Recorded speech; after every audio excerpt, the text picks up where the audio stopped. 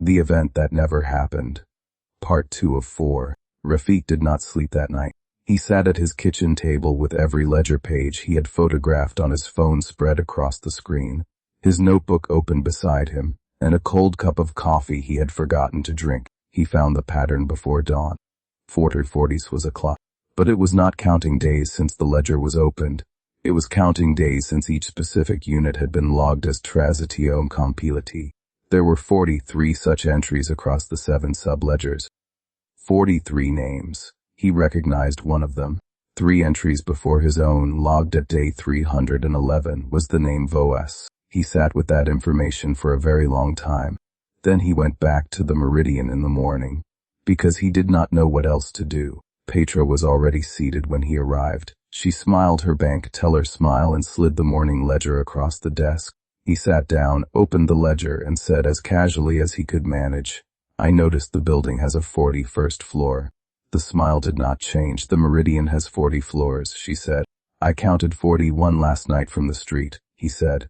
Light was on in the top window.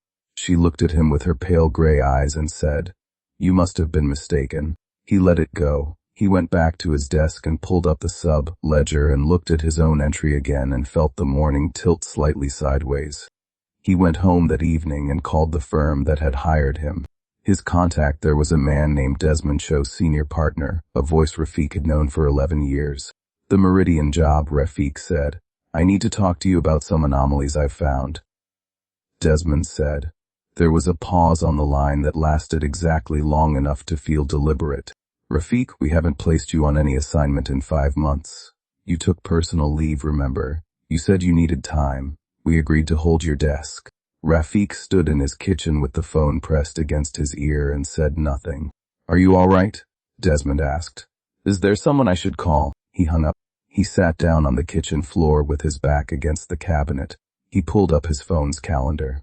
The last entry he had personally made was a reminder labeled Meridian DYN. It was dated 470, 3 days ago. The entry before that was a dentist appointment. There was nothing between them, no other entries, no calls, no emails sent or received. He searched his inbox for the Meridian contract. It was not there. He searched for any email mentioning the Meridian, nothing. He searched his texts with Desmond. Their conversation history began today with the call he had just made. Every message before it was gone. He set the phone on the floor beside him. He pressed both hands flat against the kitchen tiles. He told himself there was a reasonable explanation. He was not very convincing this time. He went to the building the next morning because he did not know what else to do. And because his name was in the ledger, and the ledger was in the building, and the building was the only real thing he had left. He rode up to the 34th floor. He walked down the hall. He passed door 3140. He stopped. The door to unit 3140 was identical to every other door in the hallway. Dark wood, brushed steel handle, thin strip of light under the bottom edge. He had passed it 34 times and never thought about it.